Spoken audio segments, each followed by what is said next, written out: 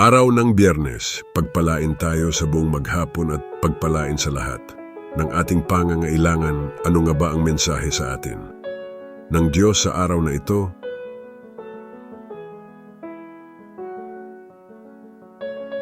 Maging matibay kung ano ang iyong pangarap, maging matatag kung ano ang gusto mo mangyari sa buhay.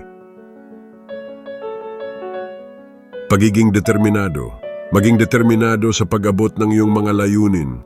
Huwag mawala ng pag-asa sa harap ng mga pagsubok at hamon. Magpatuloy at manatiling matatag sa pagtahak ng iyong mga pangarap. Andiyan ang Diyos, magtiwala tayo sa Kanya.